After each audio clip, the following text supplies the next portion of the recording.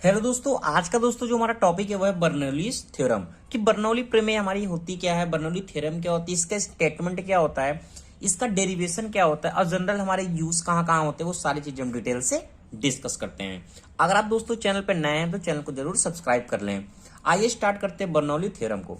Bernoulli theorem हमारी क्या कहती है कि Bernoulli theorem state that in a body ideal flow of an incompressible fluid the total energy at any point of the fluid is constant.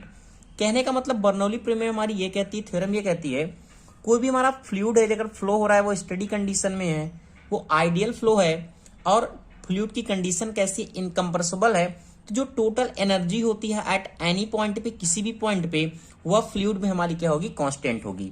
अब ये total energy कौन कौन सी होती है, इसमें जो टोटल एनर्जी होती है, प्रेशर एनर्जी, काइनेटिक एनर्जी और पोटेंशियल एनर्जी हमारी क्या होती है, कांस्टेंट होती है। ये तो हमारा होता है स्टेटमेंट होता है बर्नौली थ्योरम का। इस तरीके से हमारा जो प्रेशर एनर्जी है P upon rho g plus v square upon 2g plus z equal to constant. अभी हम देखेंगे कि हमारा फॉर्मूला कहां से निकल के आता है। ये तो हो गई बर्नौली थ्योरम। अब हम बात करते हैं कि जो बर्नौली थ्योरम थी उससे कुछ एजम्पशन लिए गए थे कि कोई भी हमारा डेरिवेशन है तो उसमें क्या करते, कुछ एज्यूम करना पड़ता है। तो हमने एज्यूम क्या किया था, ये फ्लूइड की कंडीशन को हमने एज्यूम किया था कि हमारा फ्लूइड कैसा होना चाहिए, वो आइडियल होना चाहिए। पहली कंडीशन, आइडियल का मतलब क्या है, उसकी विस्कोसिटी जीरो होनी चाहिए। और विस्कोसिटी हमारी क्या, एक तरीके का हमारा फोर्स होता है। जैसे कि हमारा इस तरीके से हमारा फ्लो हो रहा है फ्लूइड और ये भी हो रहा है, तो इसका इसमें विस्कस फोर्स लग रहा है। तो जो विस्कस फोर्स लग रहा है ना इन दोनों के बीच में, वो विस्कोसिटी फोर्स क्या होना चाहिए, जीरो होना चाहिए। फ्लो हमारा क्या होना चाहिए, स्टडी होना चाहिए। फ्लो स्टडी कहने का मतलब ये है, जैसे हमारा ये फ्लो हो रहा है, ये पार्टिकल यहां हो रहा है, ये पार्टिकल यहां है, यानी एक दूसरे के पाथ को क्या होता है, वन बाय वन क्या हो फॉलो होना चाहिए। तो हमारा फ्लो कैसा होना चाहिए, स्टडी होना चाहिए।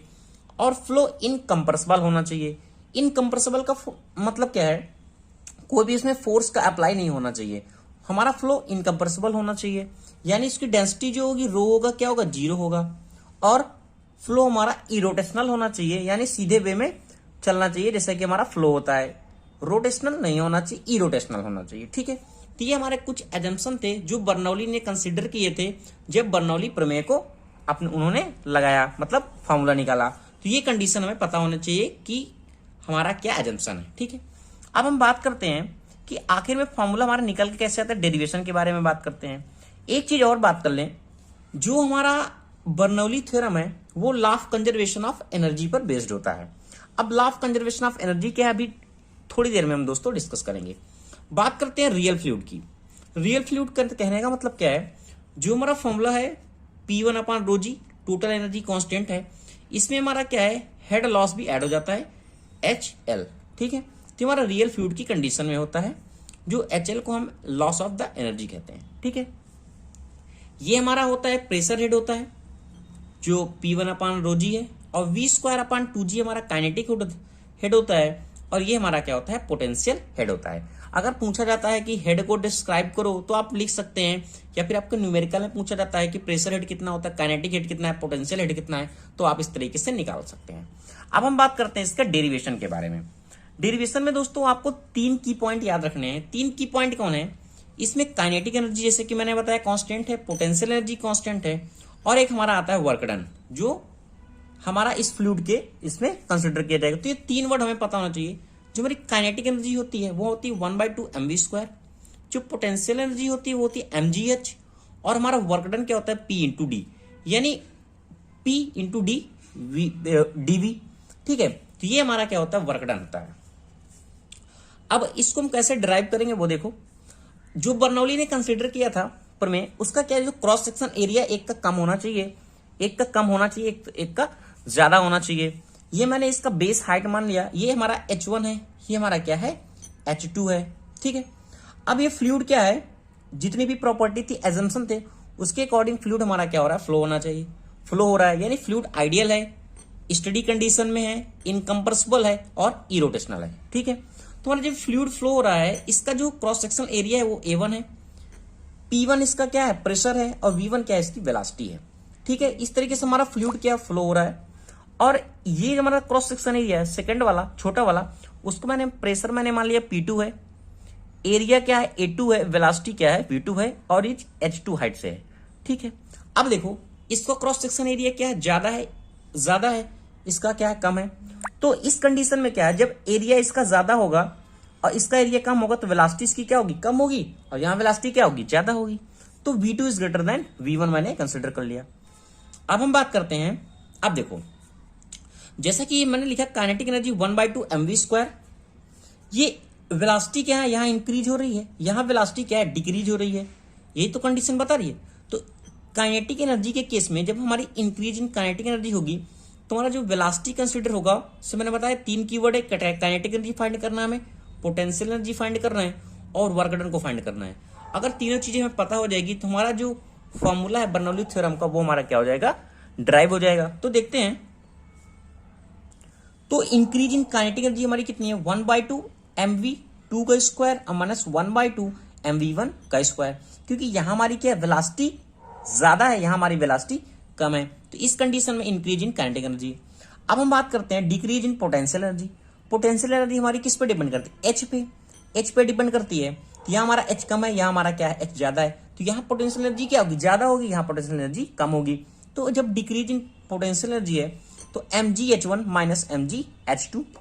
और वर्क डन की बात करते हैं, वर्क डन हमारा क्या होता है, फोर्स इंटू डिस्प्लेसमेंट होता है। वर्क डन हमें पता है P equal to F upon area होता है, फोर्स अपॉन एरिया। अगर हम एफ की फाइंड करें यहाँ से फोर्स, तो P इंटू ए, यानी P इंटू ए, एफ की जगह हम वैल्यू पुट कर सकते हैं P इंटू ए। और ये डिस्प्लेसमेंट क्या है, V1 इंटू T1, क्योंकि वेलोसिटी और T, ठीक है। तो इस तरीके से भी होंगे, P1 हो गया, A1 हो गया, ये V1 हो गया, ये T है। अब ये टोटल हमारा क्या है, एक तरीके से हमारा वॉल्यूम है। हमें पता है D इक्वल टू क्या होता है, m अपॉन वी। अगर V इक्वल टू क्या, m अपॉन डी हम लिख सकते हैं। तो इस तरीके से मैंने इसको इस टर्म में कंसिडर कर दिया P1, और इस टर्म को मैंने वॉल्यूम कंसिडर करके m अपॉन डी के टर्म में लिख दिया। यानी डी से हमारे क्या है, ये हमारी डेंसिटी है, या फिर हम डी से डिनोट कर सकते हैं, या फिर हम रो से डिनोट कर सकते हैं। ओके, या मैंने आपको समझाने के लिए डी से डिनोट कर दिया। ये P1 हो गया, ये P1 इसके लिए, इस क्रॉस सेक्शन के लिए, और हमारा P2 हो गया इस क्रॉस सेक्शन के लिए। यहां तक आपको समझ में आ गया होगा कि कैसे डिराइव करेंगे अगर आपको 3 कीवर्ड पता है तो। हम बात करते हैं नेट वर्क डन हमारा कितना निकलेगा। जो हमारा नेट वर्क डन है वह कितना होगा, P1 m upon D minus P2 m upon D. जैसा कि मैंने बताया कि जो बर्नौली प्रिंसिपल है, जो हमारा बर्नौली प्रिंसिपल है, वह किस पे बेस्ड है, law of conservation of energy पे बेस्ड है। ओके, अब हम बात करते हैं कि law of conservation of energy होता क्या है। Law of conservation of energy का मतलब है ऊर्जा संरक्षण का नियम, जिसे हिंदी में कहते हैं।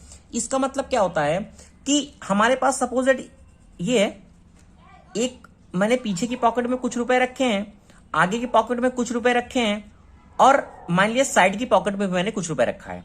अगर मैं इस पॉकेट से कुछ रुपए निकालता हूं, इस पॉकेट से मैंने कुछ रुपए निकाला, तो जितना मैंने निकाला इस पॉकेट से, इस पॉकेट में आ जाए, या फिर यहां आ जाए, या फिर यहां आ जाए, तो हमारा जो टोटल मतलब हमारा जो हमारा टोटल पैसा है ना, वो इक्वल रहे, हम कितना भी पैसा कहीं से भी निकाल दे रहे हैं, ठीक है। तो जब हमारा टोटल पैसा इक्वल ही रहेगा ना, तो वही कहलाता है ऊर्जा संरक्षण का नियम, यानी धन संरक्षण का नियम। हम क्या कर रहे हैं, जितना पैसा निकाल रहे हैं ना, हमारे पास आ जा रहा है। 100 रुपए निकाला, 100 रुपए में मिल गया, 50 रुपए निकला, 50 रुपए मिल गया, यानी जितना हमारे पास टोटल अमाउंट है ना, वो हमारा कांस्टेंट है, वो हमारा चेंज नहीं हो रहा। यही हमारा कहलाता है ऊर्जा संरक्षण का नियम। अब हम बात करते हैं कि यहां हमारा ऊर्जा संरक्षण का नियम कैसे वर्क करता है बर्नौलीज थ्योरम पे। देखो इसमें क्या हो रहा था, देखो मैं फिगर आपको फिर से एक बार दिखाता हूं, दोनों चीज देखना। अब देखो इस कंडीशन में क्या थी, हमारी काइनेटिक एनर्जी फर्स्टली क्या हो रही थी, इंक्रीज हो रही थी। काइनेटिक एनर्जी इंक्रीज हुई ना, काइनेटिक एनर्जी जब इंक्रीज हुआ तो क्या हो रहा है, जो हमारा पोटेंशियल एनर्जी है वो हमारा क्या होता है, डिक्रीज हो रहा था, डिक्रीज हुआ। काइनेटिक एनर्जी हमारी बढ़ गई, किसके कारण, वेलोसिटी के कारण। और डिक्रीज हो गया, हमारा क्या हो गया, पोटेंशियल एनर्जी हमारा क्या हो गया, डिक्रीज हो गया। और हमारा जो वर्क डन है उसमें वर्क डन भी हमारा फाइंड हो रहा है। इस कंडीशन से यहां से फ्लो हो रहा है लिक्विड, यहां तक जाएगा तो क्या वर्क डन भी वर्क करेगा। तो इस तरीके से हमारा जो एनर्जी है वो हमारा बैलेंस हो जाता है। Kinetic energy equal to potential energy plus work done.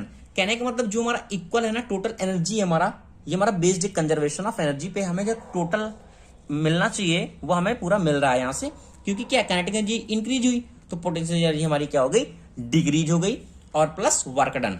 यानी इस तरीके से हम कह सकते हैं कि हमारा जो बर्नौली प्रिंसिपल है ना, वो बेस्ड कितने, law of conservation of energy पे बेस्ड है। ये आपसे पूछा जाता है। तो देखते हैं कि काइनेटिक एनर्जी हमारा कितना आया था, 2mv² 2 और 1/2mv² 1 के लिए। इसी तरह पोटेंशियल एनर्जी हमारी डिक्रीज हुई थी mgh1 minus mgh2 plus work done हमारा कितना हुआ था P1 m/d minus P2 m/d। D is called the density, या फिर हम डी से डिनोट करें या फिर हम रो से डिनोट करें।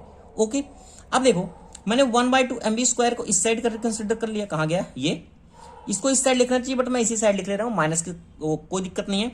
मैंने इसको डायरेक्ट लिख लिया mgh1 प्लस P1 m/d। इसको इस साइड कंसिडर किया 1/2mv² mgh2 plus P2 m/d। ठीक है, डी हमारा क्या है, डेंसिटी है, या फिर हम रो से डिनोट कर सकते हैं, मैंने लिख दिया। तो 1/2 रो v1² प्लस,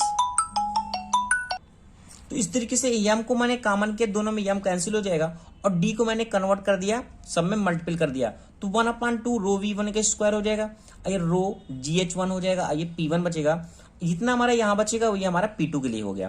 तो इस तरीके से हम कह सकते हैं कि जो हमारी जो टोटल एनर्जी वो हमारी क्या होगी, कांस्टेंट होगी। ये तो हो गई जनरल बातें। अब हम बात करते हैं थोड़ा प्रैक्टिकल की, बात करते हैं कि बर्नौली थ्योरम में हमारा कैसे बेस्ड है। आपको एक चीज पता है, जो हमारा स्पीड होता है ना, बर्नौली थ्योरम ने बताया था जो हमारी स्पीड होती है वह इनवर्सली होती है प्रेशर के। कहने का मतलब अगर हम स्पीड बढ़ाते हैं ना तो प्रेशर क्या होता है, कम हो जाता है। प्रेशर कम होने के मतलब कहते हैं ना कि जब हमारी ट्रेन के बगल में मत खड़े हो वरना ट्रेन खींच लेती है। अरे दोस्तों, ट्रेन खींच नहीं लेती, वह भी हमारी क्या होती है, बर्नौली प्रिंसिपल पे वर्क करती। कैसे, देखो जब ये ट्रेन जा रही है, तेजी से जा रही है, तेजी से जा रही है ना, तो इसके साइड में क्या होता है, प्रेशर होता है, प्रेशर होता है। जब ये स्पीड बढ़ती है ना, स्पीड बढ़ी, तुम्हारा प्रेशर क्या होगा, रिड्यूस हो गया। कोई भी आदमी यहाँ पे खड़ा होता है, कोई भी वस्तु खड़ी है, तो क्या है, सपोज ऐसी बात खड़ी है, तो एक ऊपर से प्रेशर भी लग रहा है, नीचे से भी प्रेशर लग रहा है। इस प्रेशर अभी क्या, ये बैलेंस है। अगर हम खड़े हैं ट्रेन के पटरी पे, कहीं भी खड़े हैं, तुम्हारा क्या प्रेशर इस बॉडी पे क्या है, पूरा इक्वल लग रहा है, हर जगह से इक्वल लग रहा है।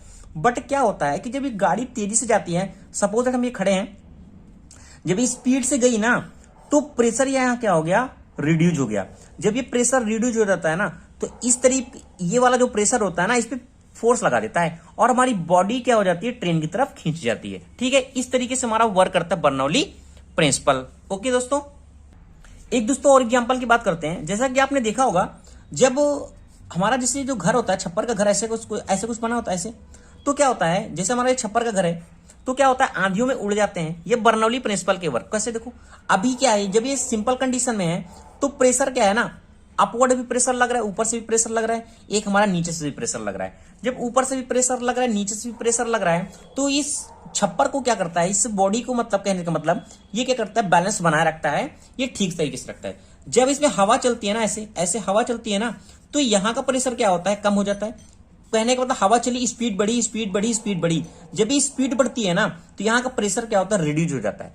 जब यहाँ का प्रेशर रिड्यूज हो जाता है ना, तो ये वाला जो प्रेशर होता है ना दोस्तों, ये तेजी से फोर्स लगा देता है। अब ये प्रेशर नहीं हो गया, प्रेशर क्या हो गया, कम हो गया, स्पीड ज्यादा हुई, प्रेशर कम हुआ, इसने क्या किया, इस पे फोर्स लगा दिया, प्रेशर लगा दिया, तो हमारा छप्पर क्या हो जाता है, उड़ जाता है। तो ये भी हमारा क्या होता है, बर्नौली प्रिंसिपल पे वर्क करता है। तो ये सारी चीजें होती है। और देखो दोस्तों, जो हमारे समुद्र होते हैं वो क्या होते हैं, शांत होते हैं, और हमारे जो तालाब वाला होते हैं वो छल छल पानी करता रहता है। इसका भी कंडीशन क्या है, ये भी हमारा कहते हैं कि स्पीड ऑफ प्रेशर पे है।